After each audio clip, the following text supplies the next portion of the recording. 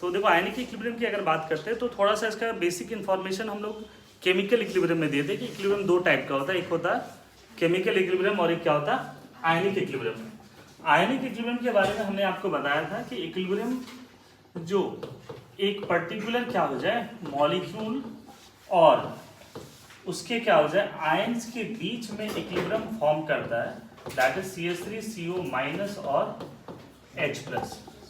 इनके बीच में अगर इक्विलिब्रियम फॉर्म करे तो उसको हम क्या कहते हैं आयनिक इक्विलिब्रियम। अनदर एग्जांपल देखो कि अगर NH4OH है और ये क्या हो जाए ये NH4+ और OH- में चला जाए, तो एक मॉलिक्यूल हो गया और एक क्या हो गया आयंस हो गया। आयंस के बीच में जो इक्विलिब्रियम फॉर्म करता है उसको आयनिक नहीं कहते हैं। आयनिक इक्विलिब्रियम किसको कहते हैं? तो बेसिकली एक क्या होता है आपका डिसोसिएटेड फॉर्म या डिसोसिएटेड पार्टिकल्स, और एक क्या है ये अनडिसोसिएटेड पार्टिकल्स है। एक डिसोसिएटेड है और दूसरा अनडिसोसिएटेड है।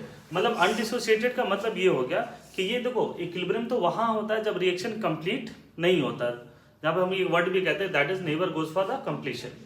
तो ये रिएक्शन अगर पूरी तरीके से डिसोसिएट हो जाए तब तो इक्विलिब्रियम ही नहीं होगा, तो सिंगल डायरेक्शन वहां पर हो जाएगा। बट ये बाई डायरेक्शनल इसलिए है क्योंकि ये 100% इनका डिसोसिएशन नहीं होता, तो कुछ पार्टिकल्स जो है वो अनडिसोसिएटेड फॉर्म में रह जाएंगे, कुछ क्या रहेगा आपका डिसोसिएटेड फॉर्म में रहेगा।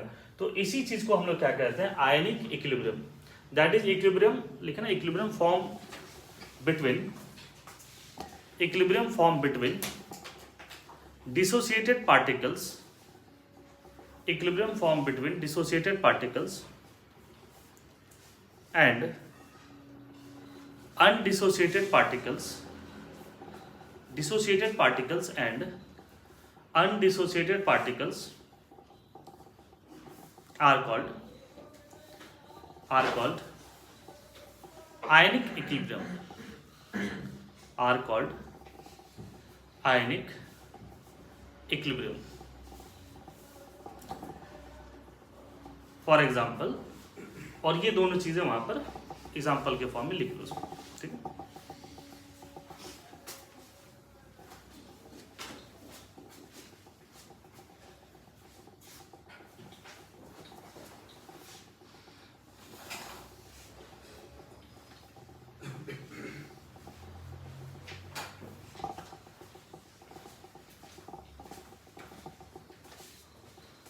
लिख ली इसको।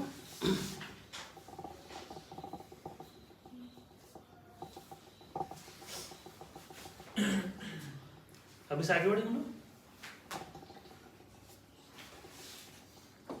इस टॉपिक को पढ़ने से पहले हम थोड़े कुछ बेसिक चीजें पढ़ते हैं, है ना।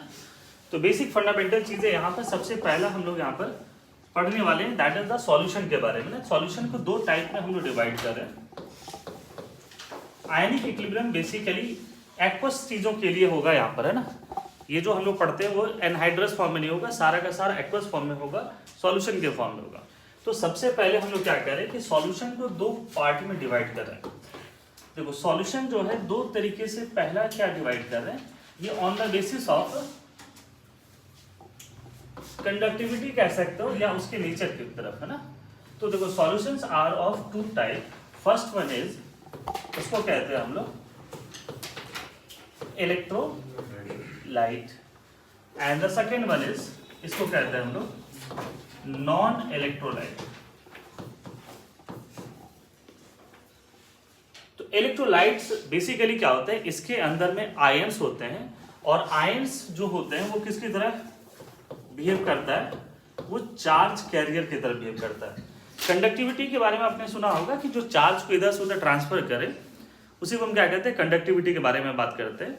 तो यहाँ पर भी जो चीज देख रहे हो आप वो क्या है कि ये आयंस है। तो इलेक्ट्रोलाइट कंटेन्स आयंस, इसमें आयंस होते हैं और आयंस इधर से उधर जो मूव करता है तो इसी को हम इलेक्ट्रोलाइट कहते हैं। नॉन इलेक्ट्रोलाइट ये भी एक सॉल्यूशन है, इसके अंदर आयंस नहीं होते हैं। अगर यहाँ पे देखोगे इसके अंदर आयंस नहीं होते, बेसिकली ये क्या होता है मॉलिक्यूलर फॉर्म में होता है। ये क्या होता है मॉलिक्यूलर फॉर्म में होता है, जो कि डिसोसिएट नहीं करता है। जैसे फॉर एग्जांपल हम लोग यहाँ पर कह सकते हैं कि glucose, sucrose, cane sugar, sugar cane, है ना, यूरिया, इस तरीके के जो सॉल्यूशन है ना, ये जो बेसिकली आयंस नहीं प्रोड्यूस करता है, इसके अंदर में ये सब भी बहुत सारे जितने कार्बोहाइड्रेट्स वगैरह हो सकते हैं वो सब हो सकता है, माल्टोज हो सकता है, इस तरीके से। तो बेसिकली ये वो मॉलिक्यूल है जो आयंस प्रोड्यूस नहीं करता है, और आयंस प्रोड्यूस नहीं करेगा तो वो कंडक्टिविटी भी नहीं करता। तो बेसिकली इस टॉपिक को हम लोग को पढ़ना ही नहीं है, हम लोग को क्या पढ़ना, आयंस के बारे में। तो बेसिकली नॉन इलेक्ट्रोलाइट वाली चीजें अभी इस टॉपिक में हम लोग को नहीं पढ़ना। तो electrolytes basically which contains ions, इसके अंदर आयंस होते हैं और ये चार्ज कैरियर की तरह काम करते हैं। अब ये इलेक्ट्रोलाइट की भी अगर हम बात करते हैं तो इलेक्ट्रोलाइट भी दो टाइप के होते हैं, एक क्या होता है स्ट्रॉन्ग इलेक्ट्रोलाइट और दूसरा क्या होता है वीक इलेक्ट्रोलाइट, है ना। जैसे अगर हम लोग देखें सोसाइटी में, अब देखो इस चीज़ को अगर हम सीरियसली लेना, सोसाइटी में अगर हम देखें कि स्टूडेंट्स की कैटेगरी अगर देखें कि मान लो कि स्टूडेंट्स मतलब पब्लिक की कैटेगरी देखें, तो दो टाइप की पब्लिक अगर स्टार्टिंग में डिवाइड करते हैं, एक है जो पढ़ने वाले हैं, एक क्या है नहीं पढ़ने वाले हैं, समझे। अब पढ़ने वाले कैटेगरी में भी देखो कि दो कैटेगरी होता है, एक होता है जो बहुत पढ़ने वाला होता है, एक होता है क्या जो कम पढ़ने वाला होता है, पढ़ रहा है बट क्या है कम पढ़ रहा है। उसी तरीके से electrolytes are of two types, एक को कहते हैं हम लोग स्ट्रॉन्ग इलेक्ट्रोलाइट और दूसरे को क्या कहते हैं हम लोग वीक इलेक्ट्रोलाइट, है ना। इसको हम लोग SE कहते हैं शॉर्ट फॉर्म में, इसको क्या कहते हैं WE कहते हैं, that is weak electrolyte. Strong electrolyte उनको कहते हैं जिनका ऑलमोस्ट डिसोसिएशन होता है, वीक इलेक्ट्रोलाइट उनको कहते हैं जिनका डिसोसिएशन नेग्लिजिबल होता है, कम होता है। मतलब इलेक्ट्रोलाइट तो है बट वीक है, बहुत ज्यादा आयंस ये प्रोड्यूस नहीं करता है। तो स्ट्रॉन्ग इलेक्ट्रोलाइट उनको कह रहे हैं जिनका डिग्री ऑफ डिसोसिएशन 90% से ज्यादा है।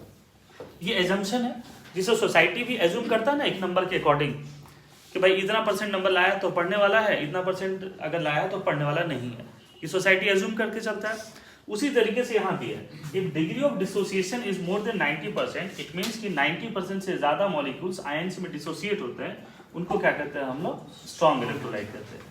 वीक इलेक्ट्रोलाइट किनको कहते हैं जिनका डिसोसिएशन 10% से कम होता है, 10% से क्या होता है कम। जैसे एक एग्जांपल बताते हैं, CBSE बोर्ड्स के कंपेयर करें तो सोसाइटी क्या मानता है कि जिनका 70% से कम नंबर है वो क्या है एक वीक स्टूडेंट है, और जिनका 90% से ज्यादा नंबर है उसका क्या है अच्छे स्टूडेंट है। अभी बताओ कि जिनका नंबर 70 से 90 के बीच में आएगा वो किस में आएंगे, हाँ वो एवरेज होंगे, वो कुछ कंडीशन की वजह से हो सकता है कि बहुत अच्छे स्टूडेंट रहे होंगे और नंबर क्या होगा तबीयत खराब हो गया होगा या कुछ किसी की वजह से नंबर कम होगा, या बहुत बुरे स्टूडेंट होंगे लास्ट में एक महीना बहुत अच्छा सा मेहनत कर दिया हुआ तो 80 के आसपास चले गए होंगे। तो बेसिकली ये वही चीजें हैं, एजम्पशन है। Weak electrolyte where the degree of dissociation is less than 10% और strong electrolyte where the degree of dissociation is more than 90%, मतलब ये वीकली डिसोसिएट होते हैं। अब इनके एग्जाम्पल्स क्या क्या होते हैं, तो एग्जाम्पल्स थोड़ा सा ध्यान में रखना। जितने भी वीक एसिड्स होते हैं, weak acids they are weak electrolyte.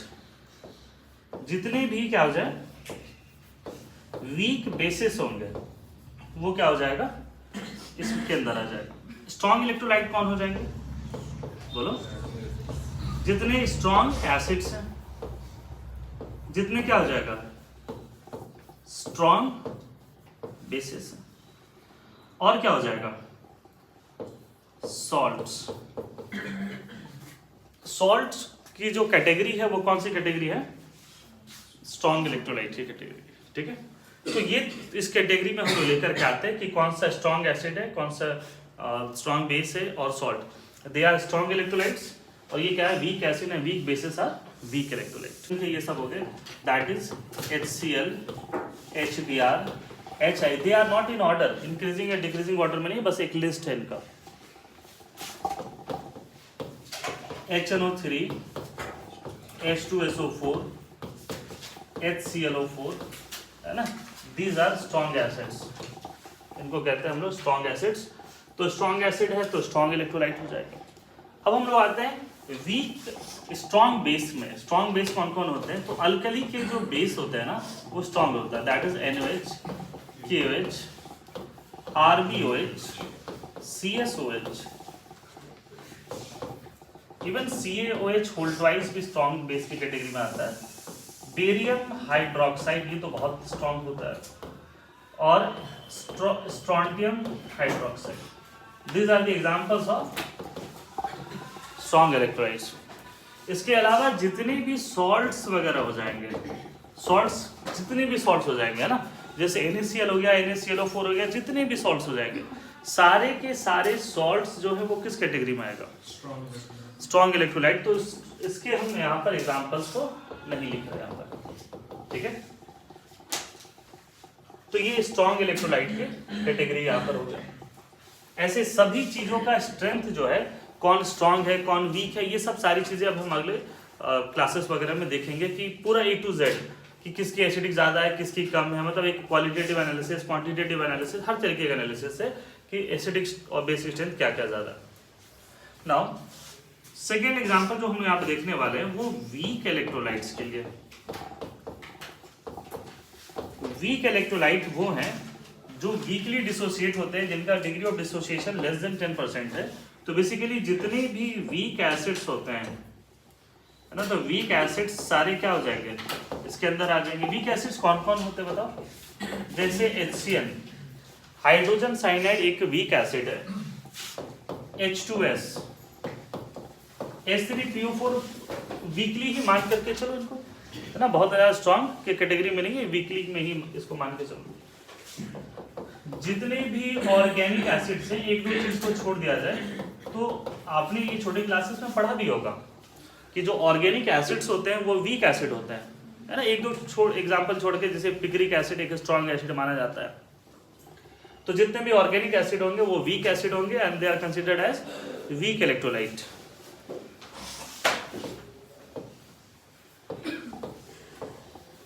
जितने भी वीक बेस हो जाए, weak base NH4OH ammonium hydroxide जो है एक वीक बेस होता है।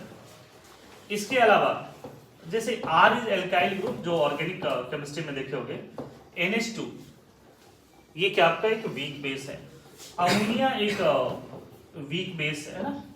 तो इस तरीके से देखो ये भी जो है वो ऑर्गेनिक ही है। तो इस प्रकार से जितने भी ऑर्गेनिक बेस है, ऑर्गेनिक बेसिस जो हैं they are considered as weak electrolyte. तो ये वीक इलेक्ट्रोलाइट हो गए और ये क्या हो गया? स्ट्रॉन्ग इलेक्ट्रोलाइट हो गया।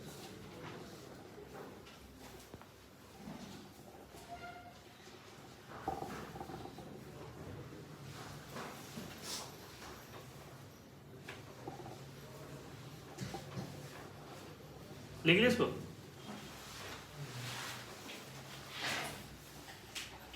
क्या इस टॉपिक से आगे बढ़े फिर हम?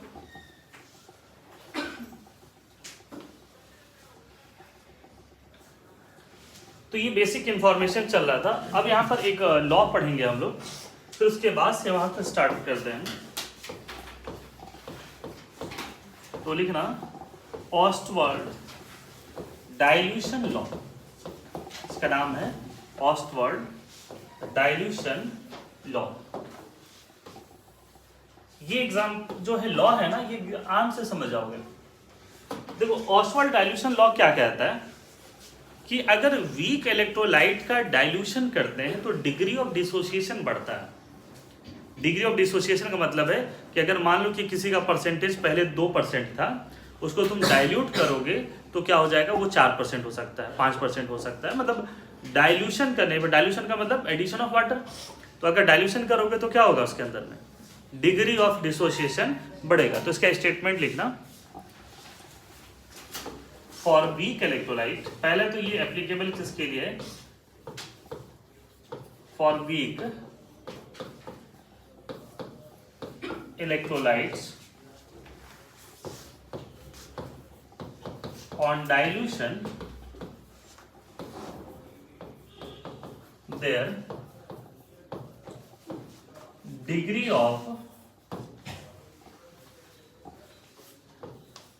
of dissociation इंक्रीजेस, उनकी डिग्री ऑफ डिसोसिएशन क्या हो जाएगा, बढ़ जाएगा। तो अगर हम बात करते हैं कि ऑन डाइल्यूशन, तो डाइल्यूशन करने पे उनकी डिग्री ऑफ डिसोसिएशन बढ़ेगा, मतलब अल्फा की बात करते हैं कि वो बढ़ेगा, डिग्री ऑफ डिसोसिएशन समझ रहे हैं, तो अल्फा जो है वो बढ़ेगा। स्टेटमेंट लिखे इसको, जैसे एक एग्जांपल लेते हैं, देखो मान लो कि AB एक वीक इलेक्ट्रोलाइट है, AB एक वीक इलेक्ट्रोलाइट है, अगर इनका डिसोसिएशन होता है तो ये किस में होगा, A प्लस एक्वस और B माइनस एक्वस, ये एक एज्यूम करके चलते, हो सकता है कि A माइनस B प्लस ही होता है। Initially at T equal to 0 अगर इसका कंसंट्रेशन C है तो शुरू में क्या होगा, 0 0। At T equal to T equilibrium ये क्या हो जाएगा, C माइनस C अल्फा, ये क्या हो जाएगा C अल्फा, ये भी क्या होगा C अल्फा, और ये इसका क्या हो जाएगा, K इक्विलिब्रियम हो जाएगा, है ना, K इक्विलिब्रियम यहाँ पर। तो K इक्विलिब्रियम होगा किसके बराबर, K इक्विलिब्रियम बताओ क्या किसके बराबर होगा, तो K equilibrium is equal to बताओ A प्लस का कंसंट्रेशन इंटू B माइनस का कंसंट्रेशन बाई A भी हो जाएगा। A प्लस किसके बराबर है, C अल्फा, ये किसके बराबर है, C अल्फा, ये C माइनस C अल्फा। तो नीचे का एक C और ऊपर का एक C कैंसिल हो जाएगा, बचेगा क्या, C alpha square by 1 minus alpha. यहाँ तक समझ में आ रहा, अगर C कॉमन ले ले तो 1 माइनस अल्फा बचेगा। अब देखो क्या है यहाँ पर कि हम लोग degree of dissociation weak electrolyte के लिए बात कर रहे हैं। देखो टॉपिक ही किसके लिए लिखा है, वीक इलेक्ट्रोलाइट के लिए। तो वीक इलेक्ट्रोलाइट का जो अल्फा होता है उसकी वैल्यू क्या होती है, कम होती है। तो यहाँ पर अल्फा जो है वो बहुत कम है, किससे, 1 से, तो 1 माइनस अल्फा किसके बराबर हो जाएगा, ये 1। तो इसको हम क्या लिख सकते हैं बताओ, C अल्फा स्क्वायर, ठीक है। तो यहाँ पर अल्फा किसके बराबर आएगा, अल्फा इक्वल टू देखो K इक्विलिब्रियम बाई C, और इसके अंदर क्या आ जाएगा, तो अल्फा के बारे में समझ में आया, इसीलिए इसको हम लोग कहते भी हैं और रटना भी पड़ेगा आपको कि अल्फा इज इक्वल टू क्या होता है, रूट K बाई C। ये आपको रटना होगा, alpha equal to root K by C, जिसका ये डेरिवेशन है। हमें लगता है कि ये चीज आपको समझ में आ गया होगा, ये कैसे लिखे हम लोग इसको। तो alpha is equal to K equilibrium by C, C is the concentration. अच्छा K इक्विलिब्रियम क्या है, इसको अगर टेम्परेचर कांस्टेंट रखते हैं तो ये भी कांस्टेंट होगा। K equilibrium is change by temperature only, अगर टेम्परेचर में चेंज करेंगे तभी होगा, अगर टेम्परेचर में चेंज नहीं कर रहे हैं तो ये क्या होगा, रिमेन्स कांस्टेंट। तो अल्फा किस पर डिपेंड करेगा, C पर। डाइल्यूशन का मतलब क्या होता है, addition of water at constant amount of solute. तो जब डाइल्यूशन करेंगे तो यहां पर क्या होने वाला बताओ, ऑन डाइल्यूशन जो मोल्स ऑफ सॉल्यूट होगा वो क्या होने वाला, constant, but volume of solution क्या हो जाएगा, इंक्रीज होगा। इसकी वजह से क्या हो जाएगा, कंसेंट्रेशन डिक्रीज होगा, concentration is mole by volume. तो डाइल्यूशन करने पर कंसंट्रेशन डिक्रीज करता है, अगर कंसंट्रेशन डिक्रीज करेगा तो अल्फा क्या होगा, इंक्रीज करेगा। कुछ समझ में आया क्या, ऑस्टवाल्ड डाइल्यूशन लॉ समझ में आया आपको, ऑस्टवाल्ड डाइल्यूशन लॉ समझ में आया। यही तो कह रहा है कि वीक इलेक्ट्रोलाइट के लिए अगर हम डाइल्यूशन करते हैं तो उसका डिग्री ऑफ डिसोसिएशन क्या होगा, बढ़ेगा। तो ये इस कंडीशन में, अगर अभी भी इसमें तुमको इसमें टफ लग रहा है तो कंसंट्रेशन की वैल्यू डाल दो। देखो इसको क्या ऐसे लिख सकते हैं, कंसंट्रेशन को क्या लिखोगे, मोल्स बाय वॉल्यूम, तो वॉल्यूम कहां चला जाएगा, ऊपर। K इक्विलिब्रियम बाय C है तो क्या इसको हम ऐसे लिख सकते हैं, K equilibrium N by V, concentration तो वॉल्यूम ऊपर चला गया। तो डाइल्यूशन करने पर N कांस्टेंट है, वॉल्यूम क्या होगा, इंक्रीज होगा। वॉल्यूम इंक्रीज होगा तो अल्फा भी क्या होगा, इंक्रीज होगा। क्या ऑस्टवाल्ड डाइल्यूशन लॉ समझ में आया, ये क्या कह रहा है कि अगर वीक इलेक्ट्रोलाइट का डाइल्यूशन करेंगे तो डिग्री ऑफ डिसोसिएशन बढ़ेगा। समझे इस कंसेप्ट को। तो ये हम लोग इसके लॉ के अकॉर्डिंग देख रहे हैं ना, प्रैक्टिकली भी चीज़ें हम तुमको समझा सकते हैं ना, ये चाहे तो एक्सपेरिमेंट से भी समझा सकते हैं और ऐसे उसके एनालिसिस से। क्या सभी बच्चे लिख लिए हैं इसको। नेक्स्ट स्लाइड पर है।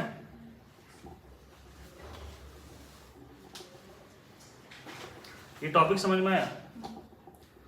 अगर वीक इलेक्ट्रोलाइट का डाइल्यूशन करोगे तो डिग्री ऑफ डिसोसिएशन बढ़ेगा। ठीक है, आगे बढ़े फिर हम लोग। इसको एक कंसेप्ट देखो हम समझा भी सकते हैं आराम से। मान लो कि कंटेनर लिए और ये सॉल्यूशन है, ठीक है, और इसके अंदर में A plus B minus A plus इस तरीके के अरेंजमेंट में आयंस होंगे इसके साथ, यस और no? B minus A plus इस तरीके के इसमें अरेंजमेंट होंगे इसके अंदर।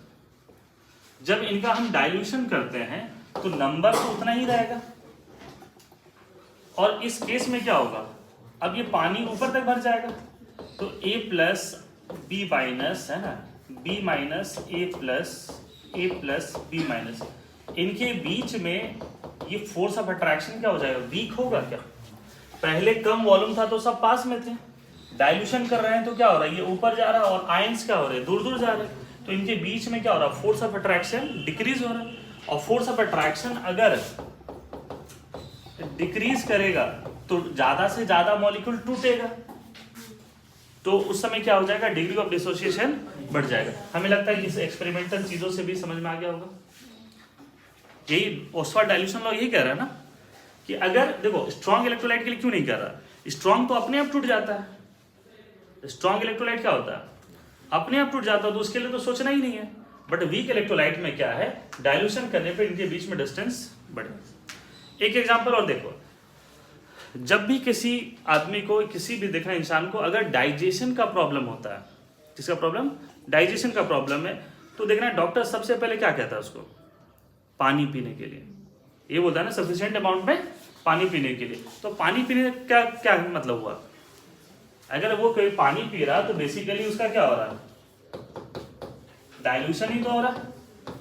अगर कोई आदमी क्या कर रहा, पानी पी रहा, मान लो कि खाना खा रहा 20-20 रोटी और उसके बॉडी में लग ही नहीं रहा, तो डॉक्टर क्या बोलेगा कि खाना थोड़ा कम करो, पानी पीना ज्यादा करो, क्योंकि पानी पिएगा तो डाइल्यूशन होगा, डाइल्यूशन होगा तो क्या बढ़ेगा, डिग्री ऑफ डिसोसिएशन।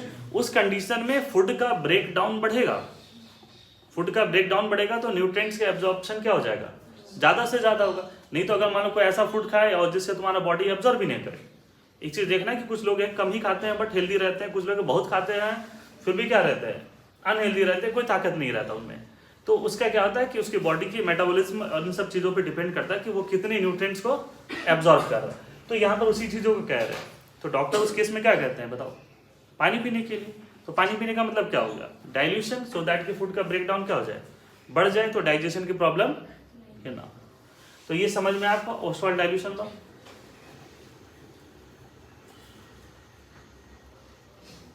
आगे बढ़े फिर अपना।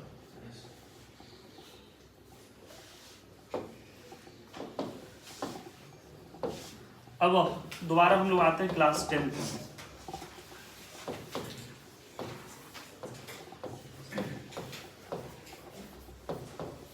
क्या ये सिलेबस में था कि हट गया था? तो ये तो पढ़ा ही होगा, तो इसको पढ़ाने की जरूरत नहीं है क्या? एसिड बेस सॉल्ट तो पढ़े ही होगे, हाँ चैप्टर तो पढ़े ही होगे। ये तो पूरा, हम तो एक छोटा सा पार्ट पढ़ा रहे हैं, ये तो तुमने तो एक चैप्टर ही पढ़ा होगा, तो ये तो पढ़ा हुआ तो छोड़ दें इसको, नेक्स्ट पर आए ना कि भूल गए वो सब। चलो ठीक है, पढ़ाते हैं, पढ़ाने में 4-5 क्लास लगेगा, 8-10 घंटा, ठीक है बड़ा टॉपिक है। क्वेश्चंस भी इससे बहुत आते हैं, क्वेश्चंस भी जो तुम पढ़े हो ना वो नहीं के बराबर है, समझे जी। 9th में भी पढ़े होगे न्यूटन्स लॉज, 11th में पढ़े होगे, या वर्क पावर में उधर भी पढ़े होगे इधर भी पढ़े होगे, तो डिफरेंस समझ में आ गया, वही डिफरेंस है यहाँ पर। तो बेसिकली यहाँ पर अगर हम बात करते हैं एसिड और, पहले एसिड और बेस के बारे में बात करते हैं, सॉल्ट के बारे में बाद में देखेंगे। तो एसिड और बेस के बारे में आपने सबसे पहले यही पढ़ा होगा कि acids are sour in taste, है ना। कुछ बच्चे बोले नहीं एसिड्स आर सोर इन टेस्ट, ठीक है, तो जो भी है भाई, और bases are bitter in taste. उसके अलावा ये लोग बात करते हैं कि किसके लिए, दैट इज लिटमस पेपर के लिए, कि भाई लिटमस पेपर में ये रेड से ब्लू होता है, ब्लू से रेड होता है, तो कलर चेंजेस के बारे में। इसके अलावा चाइना रोज, ये सब कुछ कुछ एग्जांपल देते होंगे, कैबेज का एग्जांपल देते होंगे, टर्मरिक देते होंगे कि दिस ये सब है सर, ये बताता है कि ये एसिड है या बेस है। और सबसे पहले example acids are sour in taste और bases are bitter in taste. तो ये होता है टेस्ट के अकॉर्डिंग बच्चे बता देंगे कि कौन सा एसिड है कौन सा बेस होता है। But there are various theories. अब तुम एसिड को टेस्ट करके तुम नहीं बता पाओगे। जैसे मेरे पास बहुत सारे एसिड है, अगर हम आपको दे दें कि भाई आप इसको टेस्ट करिए, हम लिख के दे रहे हैं कि लाइफ में दोबारा कोई दूसरा चीज टेस्ट ही नहीं कर पाओगे, वो मेंटल्स को गला देता है। मतलब ताला चाबी जो इतना मजबूत दिखता है ना, ताला वाला डाल दो वो सब गल जाता है एकदम, है ना, वो एकदम शरबत की तरह बन जाता है पूरा ताला। तो तुम अपनी जीभ के बारे में सोचो उसका क्या स्थिति होगी। तो बेसिकली अब तुम आज के डेट में उस तरीके के केमिकल्स को, हर केमिकल्स को टेस्ट करके नहीं बता सकते हो। हाँ, नींबू बता सकते हो, टमाटर बता सकते हो कि भाई ये सब एसिड है कि बेस है, वहां तक तो चलेगा, बट नॉर्मल केमिकल्स नहीं बता सकते हो। तो नॉर्मल केमिकल्स को बताने के लिए बहुत सारे वेरियस थ्योरीज है, उन थ्योरी को बताएंगे और थ्योरी के अकॉर्डिंग हम लोग बात करेंगे कि ये सब थ्योरी है, अगर ये थ्योरी को फुलफिल कर रहा, कंडीशन फुलफिल कर रहा, तो दे आर एसिड, है ना। जो बेस के कंडीशन को फुलफिल करेगा तो क्या हो जाएगा, बेस हो जाएगा। तो उस तरीके से हम लोग बात करने वाले। तो क्या ये चीजें तो लिखाने की जरूरत नहीं है ना कि एसिड किसको कहते हैं, बेस किसको कहते हैं, acids are sour in taste, bases are bitter in taste, ये सब चीजें हमें लग रहा है कि आज के इस क्लास में अभी बताने की जरूरत नहीं है। बट इसके जो थ्योरीज हैं, टोटल 4 थ्योरी पढ़ना हम लोगों को इस टॉपिक में। सबसे पहला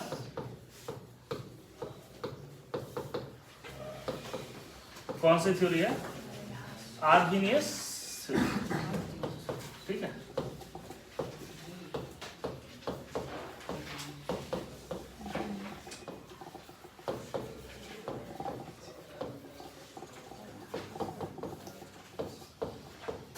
इन सब का नाम सुने होंगे, इन सब का नाम सुने होंगे। एंड द फोर्थ वन कौन सा, ठीक। ये टोटल 4 थ्योरी पढ़ना है। इसके अलावा और भी बहुत सारी थ्योरी है, करीब 23 थ्योरी है, बट हम लोगों को पढ़ना कितना है, बस इतना ही 4 ही पढ़ना। उसमें भी चौथा तुमको देखकर लग रहा होगा सर ये आप एक्स्ट्रा पढ़ा रहे हैं सर, ठीक है।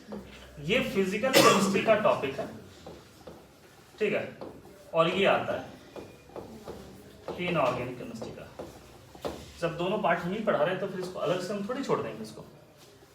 तो ये सारी चीजें पढ़ाना होगा, आर्गेनियस, ब्रॉन्स्टेड, लुईस और लक्स फ्लड थ्योरी। ये टोटल 4 थ्योरी है और ये चारों थ्योरी के अपने अपने कुछ पैरामीटर्स हैं और उस पैरामीटर्स के अकॉर्डिंग बताता है कौन एसिड है, कौन बेस है, कौन सा सॉल्ट है।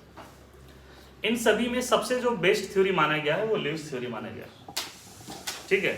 सबसे पहला फंडामेंटल थ्योरी आर्गेनियस था। इसमें कुछ लिमिटेशन आया तो हम लोग ब्रॉन्स्टेड की तरफ बढ़े, ब्रॉन्स्टेड में कुछ लिमिटेशन आया तो किधर की तरफ बढ़े, हम लोग लुईस थ्योरी की तरफ बढ़े। तो आज के डेट में भी जो सबसे बेस्ट थ्योरी माना गया वो कौन सा है, लुईस थ्योरी। नाम लिख लिया इसका, स्टार्ट करें 1 बाय 1।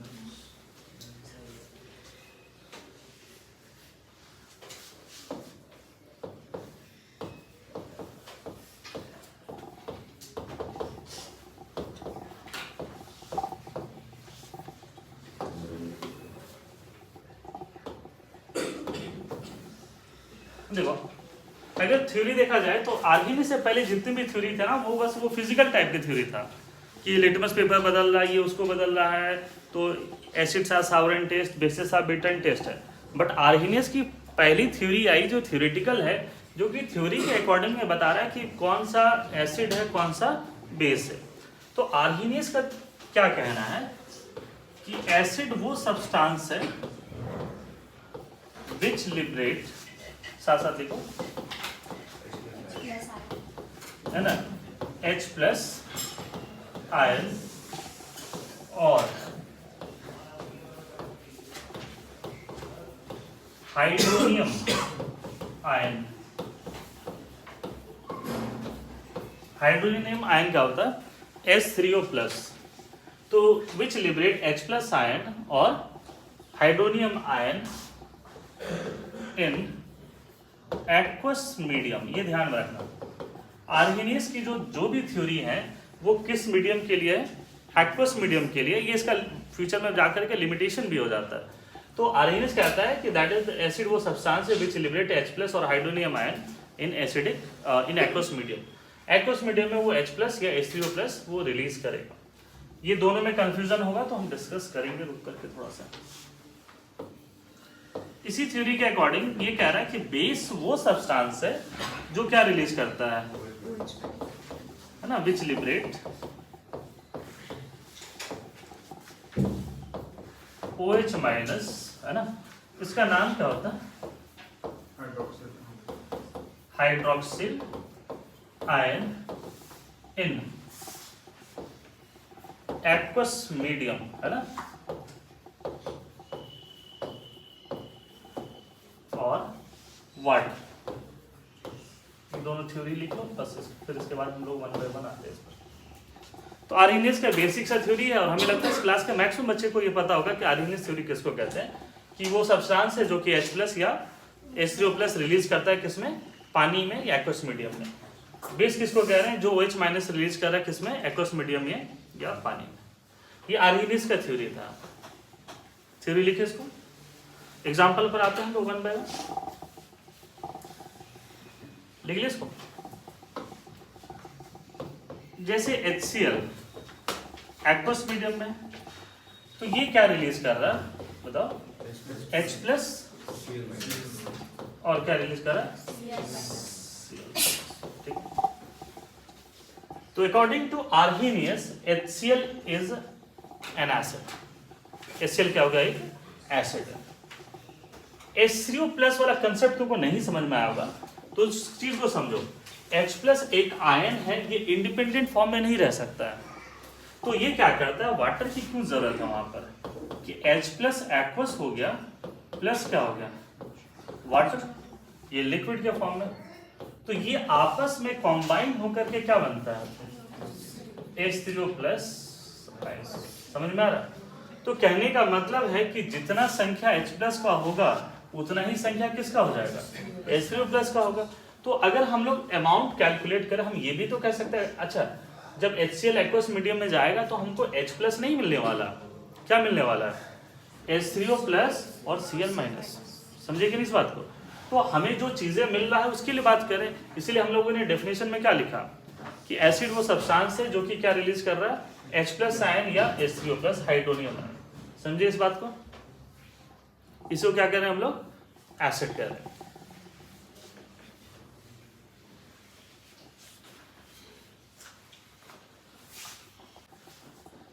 इसी तरीके से अगर हम लोग देखें एक और एसिड के बारे में, तो H2SO4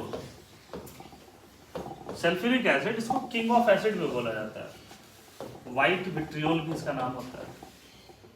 तो H+ एक्वस और ये क्या हो गया, HSO4- एक्वस। अब ये जो HSO4- है ना, ये नेक्स्ट स्टेप में HSO4- एक्वस से ये निकलेगा किसमें, H+ एक्वस और सल्फेट आयन में SO4- एक्वस। हो सकता है कि आप इक्वेशन ऐसा पढ़े होंगे, H2SO4 aqueous releases 2H+ aqueous और SO4- एक्वस, ठीक है। इसमें कोई गलती नहीं है, बट ये दोनों H+ एक साथ नहीं निकालता, समझे कि नहीं इस बात को? पहले ये H+ इधर निकालेगा फर्स्ट स्टेप में और ये दूसरा स्टेप में, सभी के रेट अलग होंगे, रेट ऑफ रिएक्शन अलग होगा, इक्विलिब्रियम कांस्टेंट की वैल्यू अलग होगी, तो अलग, ये रिएक्शन फास्ट होगा, ये रिएक्शन थोड़ा सा कंपैरेटिवली स्लो होगा, स्लो में भी बहुत स्लो होगा, मतलब 1/2 लाख टाइम्स स्लो होगा। तो ये एक तरीके से देखो कि दोनों H+ एक बार में रिलीज नहीं कर सकता। ये क्या कहता है, इसको कहते हैं कि ये सक्सेसिव रिलीज होते हैं इनसे, यहाँ पर पहले ये H+ होगा फिर ये H+ है। तो अकॉर्डिंग टू आर्हेनियस H2SO4 भी क्या रिलीज कर रहा है, H+ आयन। तो H+ आयन हो रहा है, तो बेसिकली इसको भी हम क्या कह रहे हैं कि ये भी अकॉर्डिंग टू आर्हेनियस एक एसिड है, समझे? अकॉर्डिंग टू आर्हेनियस ये एक एसिड है।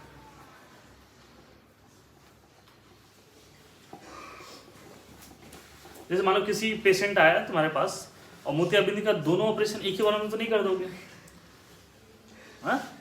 कैटरेक्ट का कि दोनों आए हो तो एक ही बार में बिल बना के चले जाओ, दोनों आँख तुम्हारा आज ही कर देते हैं। ऐसा होता है कि उसमें 1 बाय 1 होते हैं। देखे होगे ना तुम अपने घर पे आसपास में ग्रैंड पेरेंट्स वगैरह का, तो दोनों का एक ही बार में कर देते हैं कि 1 बाय 1, तो 1 बाय 1। ठीक है, लिख ले इसको। इस तरीके से अगर हम लोग बेस के लिए बात करें तो देखो NaOH एक बेस है, ये किस में डिसोसिएट हो रहा है, Na प्लस एक्वस और OH माइनस।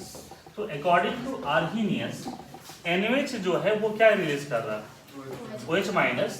तो ये भी NaOH क्या आपका एक बेस। उसी तरीके से मान लो कि बेरियम हाइड्रोक्साइड है, तो ये भी दोनों OH माइनस एक बार में रिलीज नहीं करता है, तो ये BaOH इसमें रह जाएगा, इसके ऊपर क्या आएगा प्लस चार्ज, और ये क्या रिलीज करेगा OH माइनस एक्वस, ये भी एक्वस होगा। ठीक है, फिर नेक्स्ट स्टेप में हम यहाँ से भी कर सकते हैं कि अब ये किस पे आ जाएगा, Ba+2 एक्वस, और ये क्या हो जाएगा OH माइनस एक्वस। तो अकॉर्डिंग टू आर्हीनियस BaOH भी क्या आपका एक बेस है।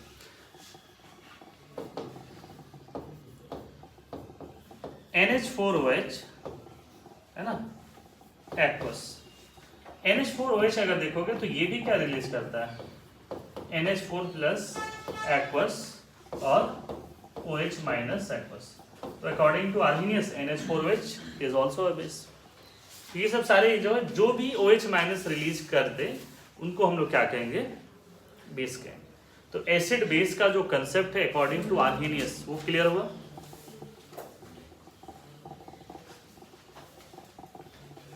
उसके बाद लिखना एडवांटेज ऑफ दिस थ्योरी। ये थ्योरी जो पढ़ रहे हैं भाई इसमें तो बहुत सारे एडवांटेज है, नहीं तो इससे पहले तो हम लोग सिर्फ टेस्ट करके बता रहे थे कि कौन एसिड होगा कौन बेस होगा, कुछ इस तरीके का।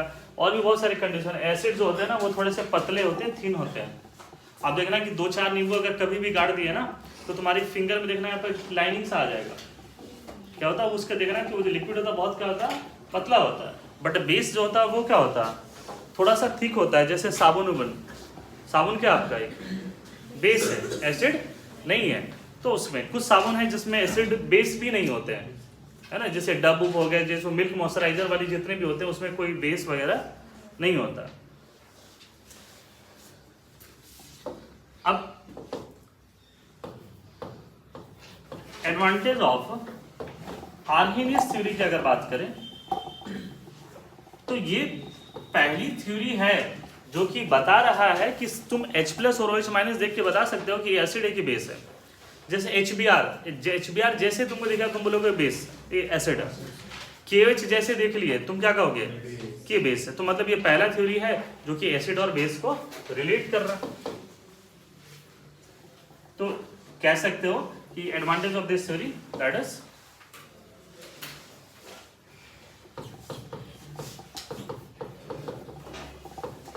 clarification of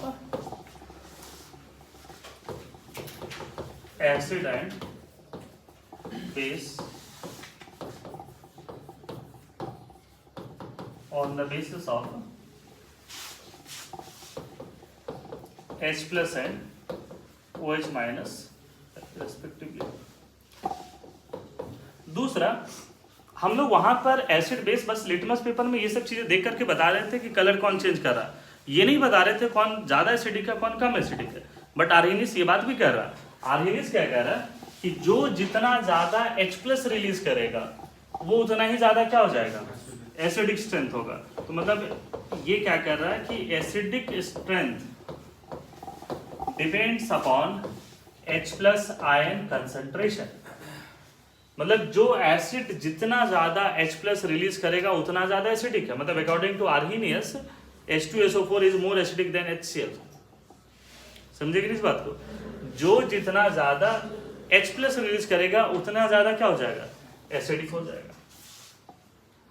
उसी तरीके से ये कह रहा है कि भाई बेसिक स्ट्रेंथ भी हम बता सकते हैं इसमें कि कौन बेसिक स्ट्रेंथ होगा। तो जो जितना ज्यादा OH- रिलीज करेगा उतना ही ज्यादा बेसिक हो जाएगा। मतलब बेरियम हाइड्रोक्साइड 2 OH है तो वो ज्यादा हो जाएगा इस तरीके से। तो आर्हीनियस ये थ्योरी यहाँ से स्टार्ट तो कर दिया कम से कम ठीक है, इसमें बहुत सारे लिमिटेशन वगैरह भी हैं, ऐसा नहीं कि H2SO4 में 2 हाइड्रोजन है तो HI से ज़्यादा एसिडिक हो जाएगा, समझे कि नहीं इस बात को। HI ज़्यादा एसिडिक होते हैं, जो कि आगे के चीज़ों में हम लोग पढ़ेंगे। तो ये कम से कम इतना बता दे रहा है कि भाई हम H+ और OH- कंसंट्रेशन देख करके उसके एसिडिक और बेसिक स्ट्रेंथ बता सकते हैं। इसका जो सबसे बड़ा एडवांटेज हमको दिखता है वो थर्ड पोर्शन दिखता है। ये बताता है कि जो ऑक्साइड्स ऑफ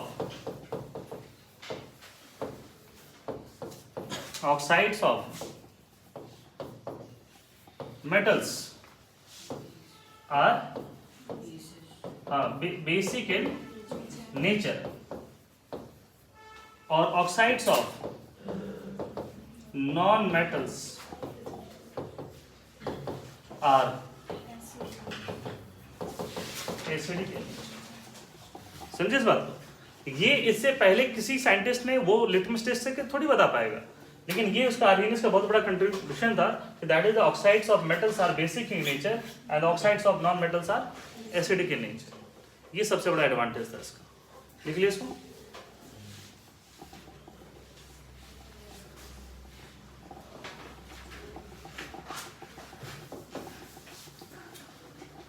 आगे बढ़े तो जैसे देखो एग्जांपल, कैल्शियम ऑक्साइड, ये कैसा ऑक्साइड है, नॉन मेटल की मेटल, ये मेटालिक ऑक्साइड है। अगर इसको हम पानी में डालें, क्योंकि आर्गेनियस थ्योरी एप्लीकेबल ही कब है, सिर्फ एक्वस मीडियम के लिए, तो जैसे पानी में इसको डालते हैं ये क्या बनता है, CaOH वोल्ट वाइज, और ये जो है फर्दर किस में डिसोसिएट होता है, हाँ 2OH- और Ca+2। इसका मतलब है कि ये कौन सा नेचर शो कर रहा है, अपना बेसिक नेचर को शो कर रहा है।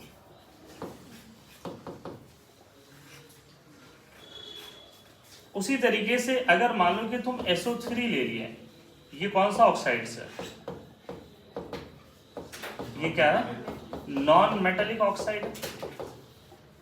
इसको अगर तुम वाटर में डाल दो तो क्या बनेगा, H2SO4।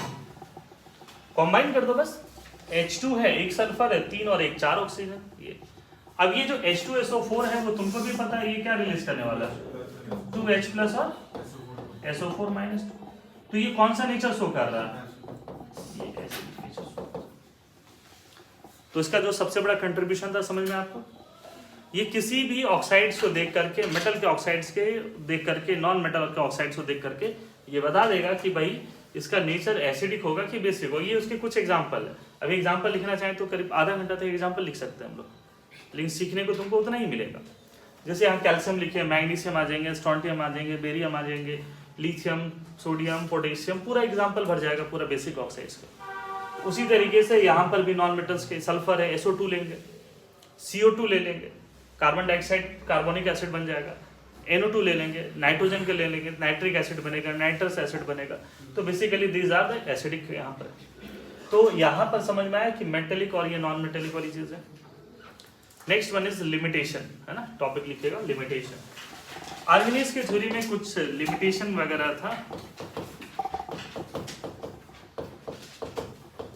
Limitation of organics theory. तो सबसे पहला इसका लिमिटेशन क्या दिख रहा है आपको, सबसे पहला लिमिटेशन इसमें क्या दिख रहा है आपको, बताओ लिमिटेशन क्या दिख रहा है।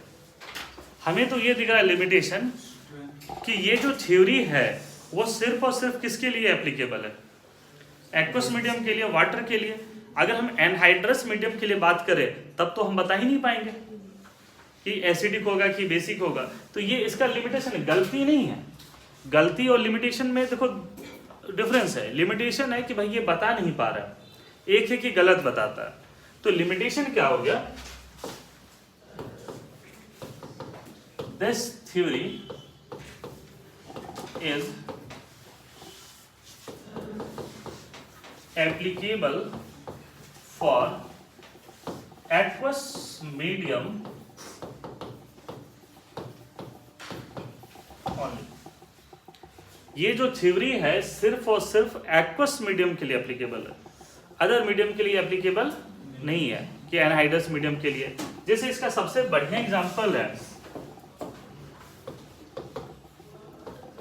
HCl gas is not an Arrhenius acid. हम ये नहीं कह रहे कि एसिड नहीं है, ये एसिड है बट आर्गेनियस एसिड नहीं है। जैसे एक चीज देखना कि अगर कोई भी काम अगर मान लो बीजेपी गवर्नमेंट करता है, डेवलपमेंट की काम कर रहा है, तो अकॉर्डिंग टू कांग्रेस वो डेवलपमेंट ये नहीं है। बात समझ में आ रहा है? या कोई भी मान लो कांग्रेस की गवर्नमेंट कर रहा है या जेएमएम का काम कर रहा है, तो बीजेपी वाले के अकॉर्डिंग वो क्या है, कोई भी डेवलपमेंट नहीं है। हम ये नहीं करें डेवलपमेंट है या नहीं है, उसके अकॉर्डिंग नहीं है। समझ रहे कि नहीं बात को? तो ये वही चीज, जैसे मान लो कि तुम लोग कितना भी पढ़ रहे हो, थोड़ा मोड़ा डेवलपमेंट है, क्योंकि तुम्हारे पेरेंट को लगता है कि इसमें कोई डेवलपमेंट ये नहीं है। तो ये कुछ उसी तरीके की चीजें हैं कि this theory is applicable for the aqueous medium. It means HCl gas is not an Arrhenius acid, क्योंकि ये कौन से मीडियम में है, ये गैसेस। तो जो भी चीजें गैसेस में है, सॉलिड के फॉर्म में है, तो वो इसका एक लिमिटेशन हो जाएगा। समझे? दूसरा जो लिमिटेशन दिखता है कि this theory deals with H plus and OH minus only। अब मान लो जिसके पास ना H plus है ना OH minus है, उसको क्या कहें? जैसे फॉर एग्जांपल AlCl3 आर्गेनियस बताएगा इसके बारे में, एसिड है कि बेस है? इसके बारे में आर्गेनियस बता पाएगा कि एसिड है कि बेस है? ऐसे एसिड होता है, ये क्या होता है? एसिड होता है, बट आर्गेनियस इसको ये नहीं बता पा रहा कि एसिड है कि बेस है। तो ऐसे बहुत सारे एग्जाम्पल हैं जहां पर H प्लस और OH माइनस नहीं है, बट वो क्या है, जिसके बारे में नहीं पता है। उसी तरीके से देखो, अकॉर्डिंग टू आर्गेनियस NH3 के पास में क्या है, हाइड्रोजन, तो इसको क्या होना चाहिए, एसिड। बट NH3 क्या है, आप बचपन से पढ़े होंगे कि ये क्या है, इट इज अ बेस। ये क्या है, ये बेस है।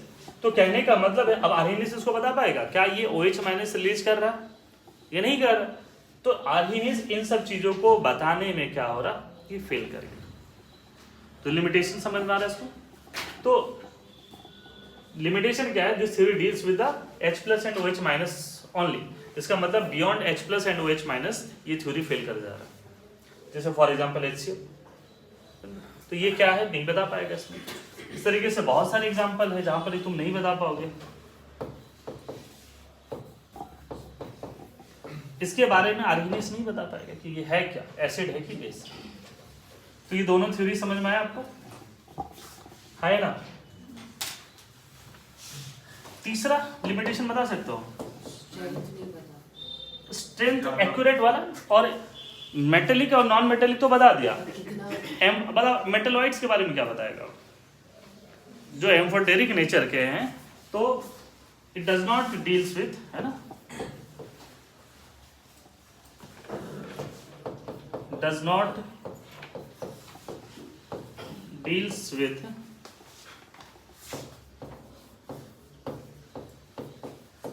Amphoteric oxides. मतलब एम्फोटेरिक ऑक्साइड्स बहुत सारे भर भर गया ना, जैसे CrO हो गया आपका, है ना, CrO2 हो गया, ZnO हो गया, Al2O3, इस तरीके से बहुत सारे एम्फोटेरिक ऑक्साइड्स हैं। तो एम्फोटेरिक ऑक्साइड्स एसिडिक होगा कि बेसिक होगा, उसके बारे में नहीं बता पा रहा। तो आर्गेनियस थ्योरी यहाँ पर भी क्या हो जा रहा है, ये फेल हो जा रहा है। तो आई थिंक कंप्लीट तरीके से आर्गेनियस थ्योरी समझ में आपको, आर्गेनियस थ्योरी किसको कह रहे हैं, ये चीजें क्लियर है?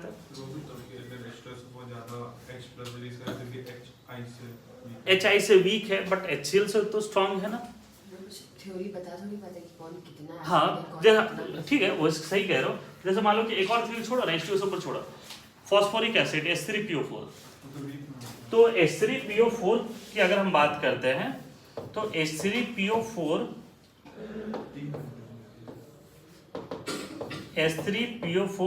रिलीजेस 3H प्लस आयन,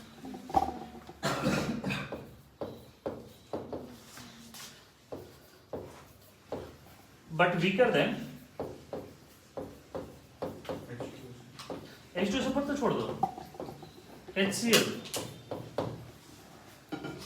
ये तो एक ही H प्लस रिलीज कर रहा है, लेकिन एक ही रिलीज कर रहा है, वो क्या कैसा कर रहा है, भारी भरकम रिलीज कर रहा है, उसके अमाउंट क्या ज्यादा है। ये क्या कर रहा है, ये कम, मान लो कि यही मॉलिक्यूल है और ये 90% इसका डिसोसिएशन है, तो H प्लस कितना मिला 90%। इसका डिसोसिएशन मान लो कि 5% है, तो 3 भी रिलीज होगा तो 15% हो ज्यादा ज्यादा, तो ओवरऑल तो वही ज्यादा एसिडिक हो गया। तो मतलब इस प्रकार की चीजें number of H plus ion से ये नहीं बता पाएगा। Number of H plus ion होने से क्या फर्क पड़ता है, उसकी एबिलिटी कितनी है रिलीज करने का, ये तो मैटर करता है। समझे कि नहीं इस बात को। तो मतलब फोर्थ लिमिटेशन लिख सकते हो, this theory does not gives the proper comparison of acidic and basic strength. This theory does not give the proper comparison of acidic and basic strength. Proper comparison of acidic and basic strength. ठीक है, आगे बढ़े फिर हम लोग। हाँ तो ammonium hydroxide बन जाएगा। हाँ बनेगा, फिर एसिड बेस, लेकिन NH3 बनता है बट बहुत ज़्यादा सॉल्युबल नहीं होता, थोड़ा मोड़ा सॉल्युबल है due to hydrogen bonding, but बहुत ज़्यादा नहीं है। मतलब ऐसा नहीं कि अमोनिया पानी में डाल दिया तुरंत हाइड्रोक्साइड बन जाएगा वो पूरे इस तरीके से। ठीक है, तो वो एक तो चीज़ है कि पानी में उसको डालेंगे तो बन जाएगा, तो बट ये NH3 जो है इस मॉलिक्यूल को देख करके, जो कि हम लोग बात करें H प्लस रिलीज करने की टेंडेंसी, तो ये मॉलिक्यूल जैसे HCl है, H2S है, HBr है, वो तो H देख के बोलेंगे H रिलीज करेगा तो क्या हो जाएगा एसिड, लेकिन ये देख करके तो नहीं बता रहा है, ये देख करके नहीं बता रहे। ठीक है, तुम कह रहे हो कि पानी में डिजोल्व करेगा तो थोड़ा मोड़ा हाइड्रोक्साइड का फॉर्मेशन करे तब बेसिक होगा, लेकिन ऐसे NH3 को तो देख के नहीं बता सकते ना, वो तो अदर केसेस होंगे उसका।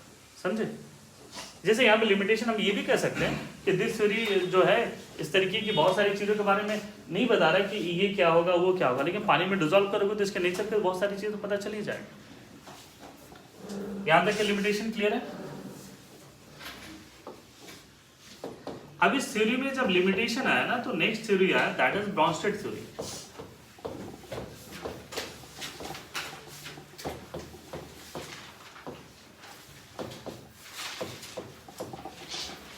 एक यूरोप की कंट्री का नाम सुने होंगे, Austria, during the second world war, Austria का नाम सुने होंगे, है ना। तो ये ऑस्ट्रिया के साइंटिस्ट थे ये लोग, है ना। मैक्सिमम हम तो जो देख रहे हैं जितने भी साइंटिस्ट हैं वो लोग इसी तरीके के कंट्री से बिलोंग करते हैं ना, जो जिसको सोशलिस्ट कंट्री कहते हैं हम लोग, वहीं से बिलोंग करते हैं।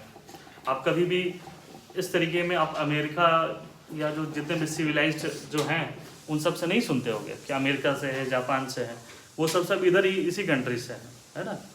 खास करके जितने भी ज्यूज वगैरह के बारे में देखोगे, मतलब उनकी आबादी कम है बट नोबेल पुरस्कार उनको सबसे ज़्यादा मिला है ना। जितने भी आइंस्टाइन देख लो, ये सब चीज़ें। तो ये भी ऑस्ट्रियन साइंटिस्ट हैं, और ऑस्ट्रियन साइंटिस्ट है, इनका थ्योरी एकदम कंसेप्ट क्लियर है। जैसे आर्हेनियस 2 पैरामीटर को लेकर चल रहा था, कौन कौन सा सर, H प्लस और OH माइनस, ये सिर्फ एक ही पैरामीटर लेके चल रहा है, दैट इज प्रोटोन। तो अकॉर्डिंग टू ब्रॉन्स्टेड ये क्या कहता है, H प्लस को क्या कहते हैं हम लोग बताओ, प्रोटोन कहते हैं। क्यों कहते हैं प्रोटोन, जैसे हाइड्रोजन है तो हाइड्रोजन 1 है, इसका मतलब है कि इसके अंदर में इलेक्ट्रॉन भी एक है, प्रोटॉन भी एक है, और न्यूट्रॉन क्या है 0। लेकिन जब ये हाइड्रोजन H प्लस में चला जाएगा, H प्लस में चला गया तो इसके पास इलेक्ट्रॉन क्या हो गया 0, न्यूट्रॉन तो पहले ही से 0 था, अब इसमें क्या बच गया proton. Due to that reason H plus को क्या कहते हैं हम लोग, प्रोटॉन, है ना। जैसे मान लो कि तुम लोग को जो मेस में खाना मिलता होगा, मान लो मटर पनीर से पनीर गायब कर दे, तो तुम कहोगे कि मटर पनीर है, कहोगे हाँ या ना। मान लो मटर पनीर से क्या कहते हैं, पनीर को गायब कर दे, तो क्या कहोगे इसको, कहोगे मटर की सब्जी है, सिंपल सी बात है। तो बेसिकली इसके पास इलेक्ट्रॉन और प्रोटॉन था, इलेक्ट्रॉन तुम हटा दिए तो बचा क्या, proton. Due to that reason H plus को क्या कहते हैं, प्रोटॉन, प्रोटियम, इस तरीके से कहते हैं। तो ब्रॉन्स्टेड थ्योरी जो है ये क्या कहता है कि H प्लस आर बेसिकली जो प्रोटोन डोनर है, प्रोटोन डोनर है वो क्या हो जाएंगे, एसिड। और प्रोटोन जो एक्सेप्टर है उसको क्या कहेंगे हम लोग, बेस। इसका कंसेप्ट एकदम क्लियर है, इतना ही लाइन काफी है इसके लिए। According to Bronsted, acids are proton donor and bases are proton acceptor. Medium matter नहीं करता है यहाँ पर, समझ में आ रहा, मीडियम मैटर नहीं करता। ये कहता है कि भाई सभी चीजों के लिए लेकर के चलो उसको, मीडियम मैटर नहीं करेगा।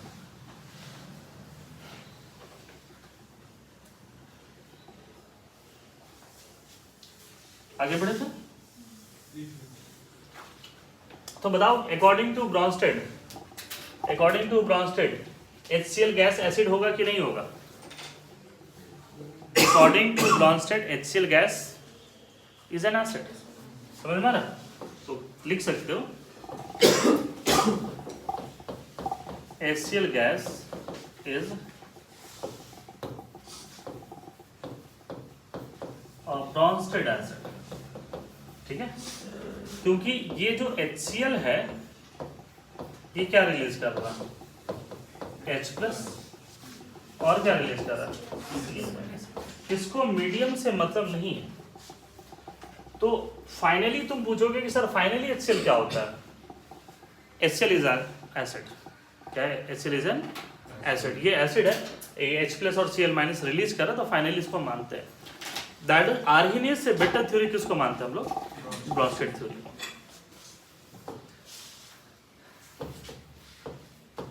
अब ये मीडियम वाला चक्कर नहीं रहेगा आपके पास। ये H+ हो गया और ये क्या हो गया, HSO4-। इसको फर्दर डिसोसिएशन यहीं से कर सकते हैं हम लोग। ये H+ हो जाएगा और ये क्या हो जाएगा, SO4-।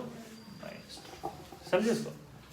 तो उस तरीके से हम कह सकते हैं ये भी एसिड है और ये किसकी तरह बिहेव कर रहा है, ये एसिड की तरह बिहेव कर रहा है। अब ये आर्गेनियस की थ्योरी को तो यहाँ पर फुलफिल कर ही रहा। OH वाला तुमको लग रहा होगा कि सर फुलफिल नहीं कर रहा। देखो OH वाला भी फुलफिल करेगा। जैसे NaOH की बात करते हैं तो NaOH कैसे टूटता है, Na+ और OH-। तो ये जो OH- है कहीं भी इसको प्रोटॉन दिख जाएगा, उसको ये क्या करेगा, तो H2 बना देगा। ये क्या करेगा, H2 बना देगा। तो बेसिकली ये क्या हो गया, प्रोटॉन एक्सेप्टर। तो ये भी क्या आपका एक ये बेस। अब आते हैं NH3 वाला। NH3 के बारे में अगर हम लोग कहें कि NH3 जो है ये H+ एक्सेप्ट करके क्या बनता है, OH, NH4+। NH4+। ये तो हम लोगों ने कोऑर्डिनेट बॉन्ड में ये बताया था आप लोगों को कि H है, इसके पास लोन पेयर है। तो ये H+ इसको जहां भी मिल जाएगा ये लोन पेयर डोनेट करके इसको क्या करेगा, उसके साथ बॉन्ड बना लेगा। तो बेसिकली ये कह सकते हैं कि नाइट्रोजन जो है वो लोन पेयर डोनर है या प्रोटॉन एक्सेप्टर। तो ये अमोनिया जो है वो किसकी तरह बिहेव कर रहा है, ammonia is NH3 is proton donor की एक्सेप्टर। तो जो एक्सेप्टर होंगे वो क्या हो जाएगा, इसलिए क्या है एक बेस। तो ब्रॉन्स्टेड के कंसेप्ट क्लियर है, ब्रॉन्स्टेड का कंसेप्ट क्लियर है। एसिड किसको कहते हैं, जो प्रोटॉन डोनर है। बेस किसको कहेंगे, जो प्रोटॉन एक्सेप्टर। ठीक है,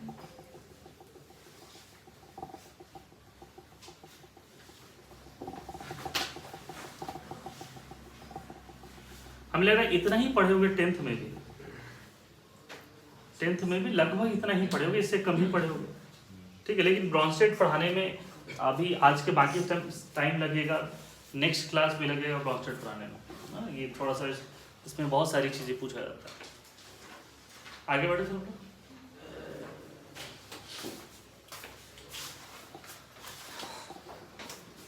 ब्रॉन्स्टेड थ्योरी जो है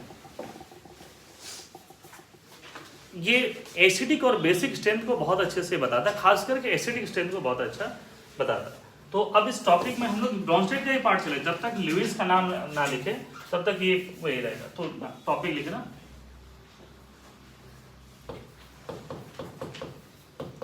एसिडिक स्ट्रेंथ, एसिडिक स्ट्रेंथ। कैसे एसिडिक स्ट्रेंथ के बारे में हम लोग बात करते हैं कि भाई कौन ज़्यादा एसिडिक होगा कौन बेसिक होगा। तो ये तो तुम समझ रहे हो कि जो जितना जल्दी H+ रिलीज करेगा वो उतना ज़्यादा क्या होगा, एसिडिक। जो जितना जल्दी और जितना ज़्यादा H+ रिलीज करेगा वो उतना क्या होगा, एसिडिक नेचर का होगा। ठीक है, अब समझो इसको, मान लिया जाए कि HA एक एसिड है, कंसेप्ट को समझना पहले। ये क्या रिलीज कर रहा है बताओ, H+ और क्या रिलीज करेगा, बोलो A-। ठीक है, अब देखो कि यहां पर इधर बॉन्ड टूट रहा है, बॉन्ड टूट रहा है, तो बॉन्ड टूट रहा है तो ये क्या होगा, बेसिकली थोड़ा मोड़ा तो रिवर्सिबल नेचर भी होगा। जब कोई चीज तोड़ने की चीज हो रही है तो वहां पर नेचर क्या हो जाएगा, रिवर्सिबल होगा, क्योंकि एनर्जी देना पड़ रहा। अब यहाँ पे देखो क्या होता है कि H+ निकलने, जितना H+ निकलेगा उतना ही A- निकलेगा। अगर दो एसिड है, मान लो HA1 है HA2 है, मान लो दो एसिड है, इसको 1 है 2 है, तो ये भी जो होगा वो क्या करेगा, H+ रिलीज करेगा और एनायन होगा, तो ये 1 है और ये क्या है 2 है। तो इसके आधार पे तो कंपैरिजन नहीं होगा, ये ज्यादा एसिडिक है ये ज्यादा एसिडिक है, उसके कंपैरिजन का तो यही पैरामीटर A- और ये जहां डिफरेंस होगा, पॉइंट ऑफ डिफरेंस होगा, वही ना बता पाएंगे। इसको देख करके थोड़ी बता पाएंगे कौन ज्यादा एसिडिक है नहीं। तो देखो ये कंसेप्ट एकदम हमेशा ध्यान में रखना। और दूसरा, इसमें जो लाइन अभी हम कह रहे हैं उसमें कोई एक्सेप्शन नहीं है। ये स्टेटमेंट क्या कहता है कि जिसका एनायन स्टेबल होगा, जिसका एनायन स्टेबल होगा वो रिएक्शन उतना फॉरवर्ड आगे जाएगा, यस और नो, वो क्या होगा उतना फॉरवर्ड जाएगा। अगर ये अनस्टेबल होगा तो क्या होगा, ये क्या होगा, ये बैकवर्ड जाएगा। समझे कि नहीं इस बात को। तो ओवरऑल जो हम बात करते हैं कि stability is directly proportional to क्या हो जाएगा, सॉरी स्टेबिलिटी एसिडिक स्ट्रेंथ की अगर हम बात करते हैं तो एसिडिक स्ट्रेंथ किसके डिपेंड करेगा, एसिडिक स्ट्रेंथ, और इसमें कोई एक्सेप्शन नहीं है, इज डायरेक्टली प्रोपोर्शनल टू क्या हो जाएगा, स्टेबिलिटी ऑफ एनायन। कोई एक्सेप्शन नहीं है आज तक। हाँ, स्टेबिलिटी के अलग अलग पैरामीटर्स होंगे, है ना। जैसे अगर हम ही से कोई पूछे कि सर स्टेबिलिटी के पैरामीटर्स, तो बहुत सारे पैरामीटर्स हैं। जैसे कोई आदमी रिच है तो क्या उसके बहुत सारे पैरामीटर्स हो सकते हैं, उसका सोर्स ऑफ इनकम ज़्यादा हो, मंथली इनकम क्या हो जाए, ज़्यादा हो जाए। कोई राजघराने से बिलोंग करे, है ना, कि उसके पास पेरेंटल प्रॉपर्टी इतनी ज़्यादा है कि सैलरी ना भी आए तो कोई फर्क नहीं पड़ता है। तो उसी तरीके से स्टेबिलिटी के भी बहुत सारे पैरामीटर्स होते हैं, लेकिन हम क्या कह रहे हैं कि जो स्टेबल है वही तो आगे की तरफ बढ़ेगा, यस और नो। जैसे लास्ट ईयर आपको हम बताते हैं कि एक बड़े लोग ने, मतलब दो लोगों को नोटिस दिया था, फिजिक्स वाले को भी दिया था और केमिस्ट्री वाले को भी नोटिस दिया था कि single admission in chemistry is not allowed. ठीक है, ये एक नोटिस मिला था, दोनों टीचर को मिला था। किसको, फिजिक्स वाले को भी और केमिस्ट्री वाले को। You can take single admission in math and bio, आप ले सकते हैं, बट फिजिक्स केमिस्ट्री में नहीं ले सकते। जैसे हमारे यहाँ पे किसी तरीके का फोर्स नहीं है, आप किसी भी एक सब्जेक्ट में ले सकते हैं ना, और हमने कभी किसी को फोर्स किसी चीज़ों के लिए नहीं किया होगा कि आप इसमें ये करिए वो करिए। तो लेकिन लास्ट ईयर क्या हुआ कि जब इस तरीके का नोटिस मिला तो जो अनस्टेबल थे वो क्या हो गया, वहीं रह गए। जो अनस्टेबल था क्या हो गया, वो वहीं रह गए। और जिनको लगा कि नहीं, टूटने के बाद भी हम अनस्टेबल नहीं होने वाले हैं, वो किधर की तरफ बढ़े, फॉरवर्ड की तरफ बढ़े। बात समझ में आ रही चीज़ें। तो ये उसी तरीके से, अगर ये स्टेबल है तो आगे बढ़ेगा, अगर ये अनस्टेबल होता तो क्या होता है, घर वापसी हो जाता है। क्या हो जाता है इसका, घर वापसी हो जाता है। जैसे तुम ही लोग को, जैसे मान लो कि आज के डेट में तुमको घर से बाहर भगा दिया जाए, तो क्या होगा कि 2-4 घंटे पार्किंग में बैठोगे, फिर वापस चले आओगे।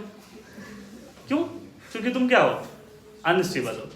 आज के डेट में अगर मान लो कि मेरे पेरेंट हमको घर से भगाते हैं कि तुम भागो घर से, तो हो सकता है कि हम 1 सेकंड में बाहर निकल जाए, क्योंकि हमको पता है कि कहीं भी बाहर निकल जाएंगे तो हमें एक सर्टेन अमाउंट का जॉब हमें जो है मिल जाएगा, कहीं भी मिल जाएगा।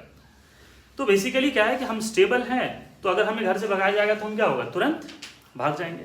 तुम भागोगे नहीं, लेकिन इसमें से कुछ बच्चे थोड़ा सा दिमाग हो भी सकता है कि सर हो सकता है कि हम भाग जाए, किसी कपड़े दुकान में काम कर लेंगे, पेट्रोल पंप में काम कर लेंगे, मतलब भाग जाएंगे। अब तुम अपने एज को 10 साल और माइनस करो, जो तुम्हारा एज है 10 साल माइनस करो। अगर उस एज में तुमको एक बदमाशी किया और तुमको तुम्हारे पेरेंट घर से बाहर निकाल रहे हैं, तो तुम उनके पैर पर लटक जाते होगे, दरवाजा पकड़ लेते होगे, पलंग पकड़ लेते होगे कि नहीं हम नहीं जाएंगे बाहर। बेसिकली उस टाइम में क्या थे, तुम और अनस्टेबल थे। बात समझ में आ रहा है? तो जितना अनस्टेबल होगा उतना फॉरवर्ड जाने की एबिलिटी क्या होगी, ये कम होगा। समझे कि नहीं इस बात को? तो ये उसी चीज को लेकर के हम कहते हैं, जितना ये अनस्टेबल होगा उतना फॉरवर्ड नहीं जाएगा। तो सेकेंड में हम ये कह सकते हैं ना कि ये जितना स्टेबल होगा उतना क्या होगा, फॉरवर्ड जाएगा।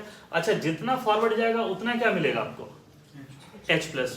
तो हम ये जो लाइन लिखे हैं, acidic strength is directly proportional to the stability of anion. समझे कि नहीं इस बात को? लिख लिया इसको, आगे बढ़े फिर। तो सर अब यहाँ पर बात होती है सर स्टेबिलिटी का क्या पैरामीटर्स हो सकते हैं, हम कैसे कंपेयर करेंगे स्टेबिलिटी, ठीक है? तो देखो पहला पॉइंट लिखो, साथ साथ लिखो,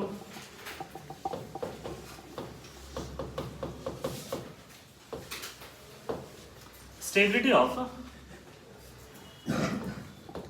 anion is directly proportional to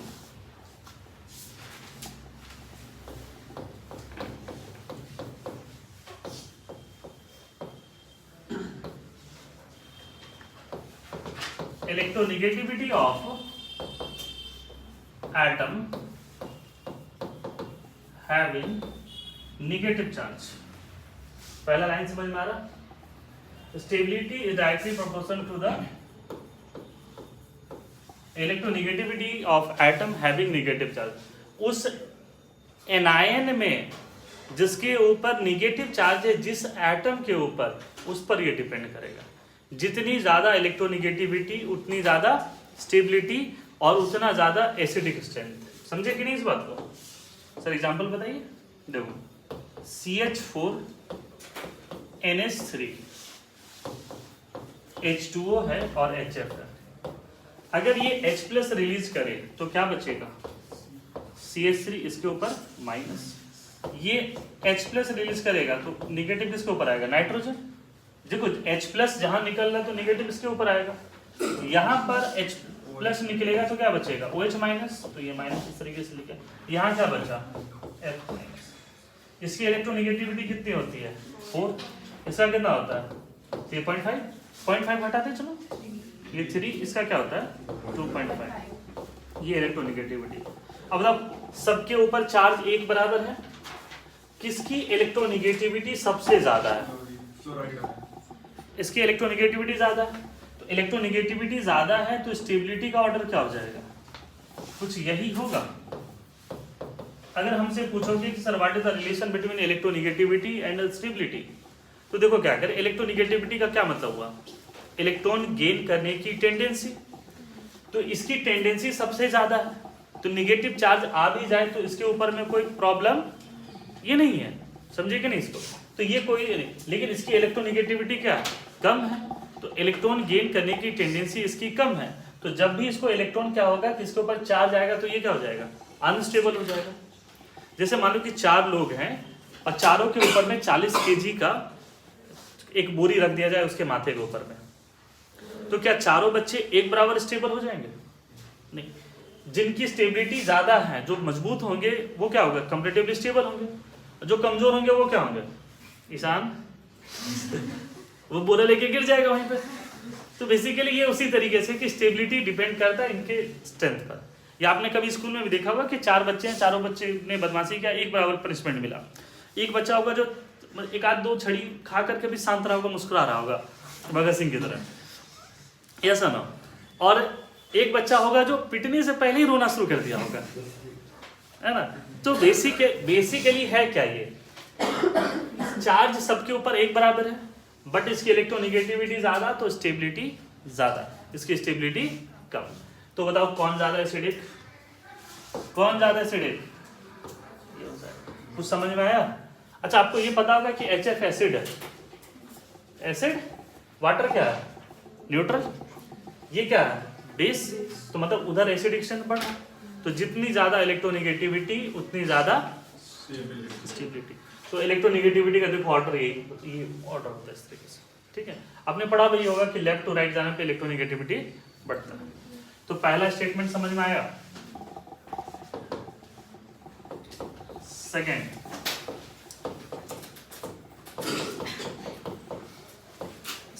ये कब लगाओगे जब इलेक्ट्रॉनिक इस तरीके की चीजें आ जाएगी ना, तो stability of anion charge बराबर हो जाए ना, is directly proportional to size of atom having negative charge. जो जितना बड़ा साइज होगा उतनी ज्यादा क्या हो जाएगी उसकी स्टेबिलिटी, उतनी ज्यादा एसिडिक स्ट्रेंथ। हम देखो स्टार्टिंग से ही HI के बारे में चर्चा इसलिए करना चाह रहे थे कि तुम्हारे दिमाग में माइंडसेट बन जाए, जिससे HF ले रहे हैं, HCl है, HBr और HI है। अगर H+ रिलीज कर जाए तो बचेगा क्या, F-, क्या बचेगा, Cl- क्या बचेगा, ये क्या बचेगा। डाउन द ग्रुप आने पे क्या होता है, तो साइज बढ़ेगा तो कौन क्या बढ़ेगा, स्टेबिलिटी बढ़ेगा। साइज बढ़ेगा तो क्या बढ़ेगा, स्टेबिलिटी बढ़ेगा। स्टेबिलिटी बढ़ेगा तो क्या बढ़ेगा, acidic. Due to that reason HI बहुत स्ट्रॉन्ग एसिड होता है। Naturally occurring strongest acid HI होता है ना। आर्टिफिशियली तो इंसान कुछ भी कर सकता है, तो एक है एग्जिस्ट भी करता है HSF5 करके, वो हाईली स्ट्रॉन्ग होता है, बट ये नेचुरली ऑकरिंग सबसे स्ट्रॉन्ग एसिड होता है। अब जैसे यहाँ लिखे तुम लोग शांत हो गए, तुम लोग पूछे नहीं कि सर ये इलेक्ट्रोनेगेटिविटी का तो उल्टा जा रहा है, आप ऊपर में कुछ और लिखा है और 2 मिनट के बाद में आप बदल गए। आप ही नहीं बताता कि फ्लोरीन की इलेक्ट्रोनेगेटिव 4 होता है 3.16 2.8 के आसपास में और 2.7 ऐसा। Down the group electronegativity decrease होता है। तो आप यहाँ पर साइज देख रहे हो, तो सीजे नोट करके लिखो size factor dominant over electronegativity. Size factor dominant over electronegativity. Size factor dominant over electronegativity. Doubt खत्म। सर जो साइज फैक्टर होगा वो सिर्फ सेम ग्रुप में होगा कि डिफरेंट ग्रुप में? नहीं, सेम ग्रुप में होनी चाहिए। सेम ग्रुप सेम चार्ज बराबर है, ऐसा नहीं कि चार्ज अलग हो जाए, है ना। तो फिर अदर पैरामीटर्स में कंपैरिजन करेंगे, अदर पैरामीटर से कंपैरिजन करेंगे, सभी मिला के देखेंगे इसमें। तो स्टेबिलिटी ऑफ एनायन जो है वो साइज पर डिपेंड करता है। तो देखो, अच्छा ये देखो एग्जैक्ट तुम समझ भी जाओगे, हम तो कुछ समझा भी देते हैं। एक एटम है जिसकी साइज कम है और इसके ऊपर में निगेटिव चार्ज है। एक एटम है जिसका साइज बड़ा है और इसके ऊपर क्या है, निगेटिव चार्ज। चार्ज का मैग्नीट्यूड तो बराबर है। अब देखो कि इसके ऊपर में चार्ज की जो लेयरिंग होगी वो लेयरिंग थोड़ा मोटा होगा। हम एक काम करते हैं कि किचन से इक्वल अमाउंट के आटा देते हैं, 100 ग्राम का आटा दे रहे हैं। एक क्या करना है कि ये जो टेबल टेनिस वाली जो छोटी वाली बॉल आती है ना, उसको कवर करना है। एक क्या करना है, बास्केटबॉल को कवर करना, वही 100 ग्राम आटे से। किसके ऊपर लेयरिंग मोटा होगा, तो लेयरिंग मतलब ज्यादा होने का मतलब चार्ज ज्यादा मतलब एनर्जी ज्यादा मतलब स्टेबिलिटी कम। एनर्जी और स्टेबिलिटी में क्या रिलेशन है, इनवर्सली है। यहाँ पे चार्ज डिस्पर्स हो रहा है, ज्यादा चार्ज क्या हो रहा है, डिस्पर्स हो रहा, फैल रहा, तो चार्ज के क्या हो जाएंगे, कम हो जाएंगे। चार्ज कम, एनर्जी कम, स्टेबिलिटी ज्यादा। समझे कि नहीं इस बात को। तो ये स्टेबिलिटी फैक्टर जो है वो साइज के अकॉर्डिंग आता है। ऐसा ही देखो ना, एक और एग्जांपल तुमको समझाते हैं। H2O है, H2S है, ठीक है। अगर ये H+ रिलीज करेगा तो क्या बचेगा, OH-, ये क्या बचेगा, SH-, ठीक है। अब तुमने पढ़ा होगा कि वाटर बाय नेचर कैसा होता है, ये न्यूट्रल नेचर का होता है। और H2S क्या होता है, ये क्या होता है, एसिड। तो यहाँ क्या हो रहा है कि डाउन द ग्रुप आ रहे तो क्या बढ़ रहा है, साइज बढ़ रहा है, और साइज बढ़ रहा है तो क्या बढ़ रहा है, एसिडिक स्ट्रेंथ बढ़ रहा है। तो ये कंपैरिजन समझ में आपको। आगे बढ़े फिर होगा, लिख लिया।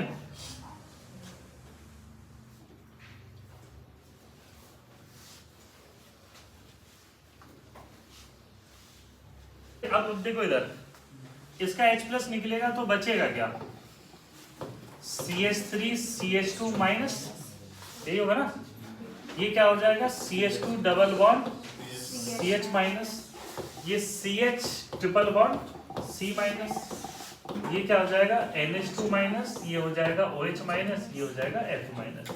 इसी इलेक्ट्रोनेगेटिविटी 4, इसका क्या होता है 3.5, इसका 3 होता है। अब एक चीज तुम भूल ही गए, ये चीज हम आपको बताए थे कि ये कार्बन जो है वो sp हाइब्रिडाइज है, इसकी इलेक्ट्रोनेगेटिविटी 3.25 होता है, इसका होता है 2.75, इसका होता है 2.5। ये sp3 है, ये sp2 है, और s कैरेक्टर बढ़ता है तो इलेक्ट्रोनेगेटिविटी भी बढ़ता है। और ये वर्ड हम बताए थे कि electronegativity of sp carbon is more then sp3 nitrogen, तो यहीं पे तुम गलती कर गए। अब बताओ कि सबसे ज्यादा अगर हम बात करें स्टेबिलिटी तक का तो वही हो जाएगा, तो एसिडिक स्ट्रेंथ का ऑर्डर क्या हो जाएगा बताओ, HF H2O, यहाँ पर क्या हो जाएगा CH ट्रिपल बॉन्ड CH, समझे। फिर कौन होगा, फिर NH3, फिर CH2 double bond CH2, and ये सबसे लीस्ट होगा, एल्केन जो होता है सबसे लीस्ट एसिडिक होता है, या इसको हाईली बेसिक कहते हैं इसको। हमें उम्मीद था कि तुम यहीं पर गलती करोगे और तुम वहीं पर गलती किए, बाकी तो और गलती किए वो तो अलग बात है। इसकी एसिडिक स्ट्रेंथ ज्यादा होगी, acetylene is more acidic than ammonia, and the reason is sp character है ना, यहाँ पे s कैरेक्टर हाई है। s कैरेक्टर हाई का क्या मतलब हुआ, देखो तुमको भी पता है कि s और p ऑर्बिटल ऐसे होगा, s कैरेक्टर जितना ज्यादा होगा उतना न्यूक्लियस के पास होगा, उतनी ज्यादा क्या होगी इसकी इलेक्ट्रोनेगेटिविटी होगी, और ये चीजें तो पहले पढ़ाया हुआ है।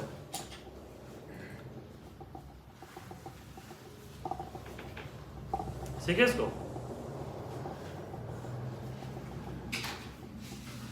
कोई बात नहीं, गलती की है लेकिन आप तो याद रहेगा ना ये चीज। फिर ये चीज ऑर्गेनिक में भी आएगा, ऑर्गेनिक में भी एसिडिक बेसिक स्ट्रेंथ पढ़ाते हैं हम लोग। इससे आगे बढ़े फिर हम लोग,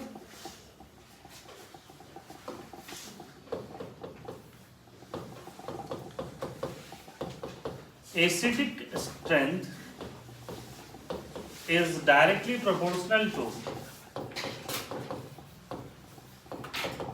ऑक्सीडेशन नंबर। किसके डायरेक्टली प्रोपोर्शनल है, ऑक्सीडेशन नंबर। जो सर क्या पढ़ा रहे हैं सर आप, देखो HOCl है, HClO2 है, HClO3 है, HClO4 है। ऑक्सीडेशन नंबर बताओ, इस Cl का कितना होगा यहाँ पर +1, इसका क्या होगा +3, इससे क्या होगा, इससे क्या होगा +7। तो हम क्या करें, जिसका ऑक्सीडेशन नंबर ज्यादा उसकी एसिडिक स्ट्रेंथ, ये एसिडिक स्ट्रेंथ, समझे इसको, ऑक्सीडेशन नंबर ज्यादा एसिडिक स्ट्रेंथ ज्यादा होगा। अगर तुम हमको कहोगे तो समझा भी सकते हैं, इसका H प्लस निकल गया, देखो HOCl कैसा होता है, ये होता है HOCl, दिख रहा है। तो अगर H प्लस निकलता है तो बचेगा कैसे OCl, इसके ऊपर क्या आ जाएगा नेगेटिव चार्ज। इधर आ जाओ, अगर ये Cl है डबल बॉन्ड और OH ऐसा होता है ना, इसके पास दो बॉन्ड, H प्लस यहाँ से निकल जाएगा तो O है, C है, डबल बॉन्ड है, इसके ऊपर कैसा चार्ज आ जाएगा नेगेटिव। देखो यहाँ पर negative charge anionic stability acidic strength को बताता है, यहाँ पर तो सिर्फ एक Cl है। यहाँ क्या है कि ऑक्सीजन की इलेक्ट्रोनेगेटिविटी ज्यादा है तो ये अपनी तरफ विड्रॉ करेगा, तो निगेटिव चार्ज को क्या कर रहा है अपनी तरफ खींच रहा है, तो स्टेबलाइज कर रहा है उसको, तो इसके कंपैरिजन में ये क्या आपका ये ज्यादा स्टेबल है। HClO3 में जैसे इसको बच्चा रट भी लेता है कि ऑक्सीजन की संख्या बढ़ेगी तो एसिडिक स्ट्रेंथ बढ़ेगा, है ना। जैसे ये एक एग्जांपल H प्लस निकलेगा तो ये बन जाएगा। अब यहाँ पर देखो HClO4 में क्या है, अच्छा एसिडिक स्ट्रेंथ कैसे बताया हम आपको, एनायन की स्टेबिलिटी। अब देखो ये जो एनायन है इस निगेटिव को विड्रॉ, ऑक्सीजन का जो होता है नेचर वो विड्रॉइंग नेचर होता है, तो इस ऑक्सीजन को यहाँ कितने विड्रॉ कर रहा है? 3। तो इसको 3 विड्रॉ कर रहा है, इसको कितने विड्रॉ कर रहे हैं? 2 ही कर रहा है। तो दोनों में कंपैरिजन में कौन ज़्यादा स्टेबल है? इधर वाला। मान लो कोई चीज़ कुआं में गिरा हुआ है, उसको बाहर खींचने की बात हो रही है, यहाँ कोई नहीं खींच रहा, यहाँ कितना ऑक्सीजन खींच रहा है? 1। यहाँ कितने बाहर खींच रहे हैं? 2। तो जैसे जैसे खींचते जाएंगे ज़्यादा वो क्या होगा? स्टेबल होगा। उस तरीके से यहाँ पे क्या हो जाएगा? ये 3 हो जाएगा इस तरीके से, ठीक है। तो इस चीजों को क्या कहते हैं हम लोग? HClO4। HClO जितनी ज्यादा ऑक्सीडेशन स्टेट उतनी ज्यादा एसिडिक स्टेट, ठीक है। लिख लिया इसको, आगे बढ़े। बनाओ जल्दी बनाओ।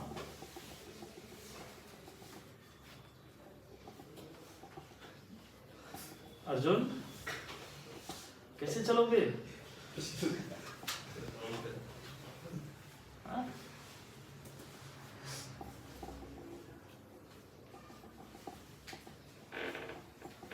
अर्जुन ही कमजोर पड़ जा रहा है, तो महाभारत का युद्ध कैसे होगा? हाँ? महाभारत का युद्ध किसके अक्रॉस था? उसका जो मेन हीरो था वो कौन था? अर्जुन।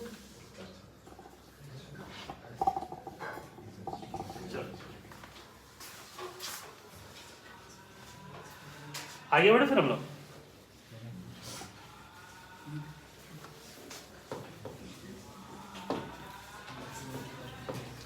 H2SO3 H2SO4 बताया जाए कौन ज्यादा एसिडिक है?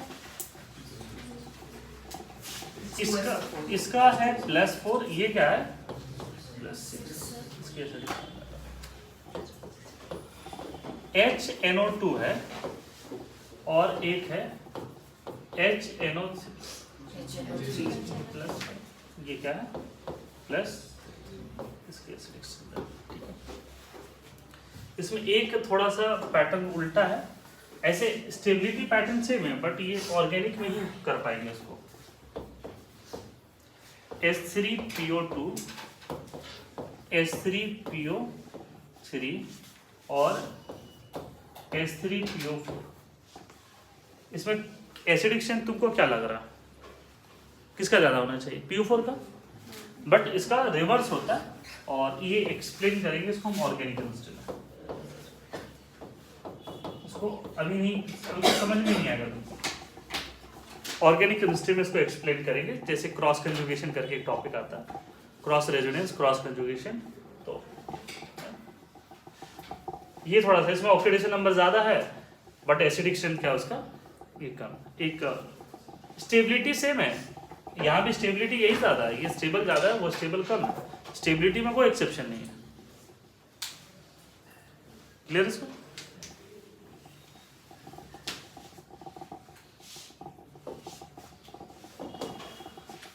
ये 4th नंबर होगा ना। एसिडिक स्ट्रेंथ अगर ऑक्सीडेशन नंबर बराबर हो जाए तो डायरेक्टली प्रोपोर्शन किसका हो जाएगा? इलेक्ट्रोनेगेटिविटी का। ये पैटर्न फिर दोबारा आ रहा है। ऐसा क्यों आ रहा है सर? देखो HClO4 है, HBrO4 है, HiO4 है, सभी का ऑक्सीडेशन नंबर क्या है? एक बराबर है। सभी का ऑक्सीडेशन नंबर +7 +7 +7, बट इलेक्ट्रोनेगेटिविटी किसका ज्यादा है? Cl का। तो इसकी एसिडिक स्ट्रेंथ ज्यादा।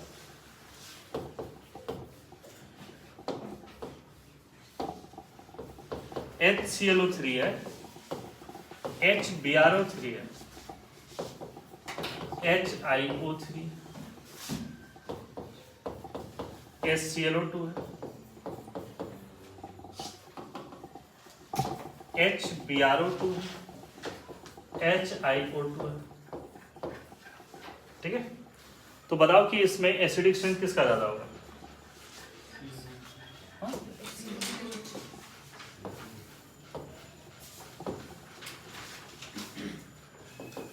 तो ये कब लगाओगे?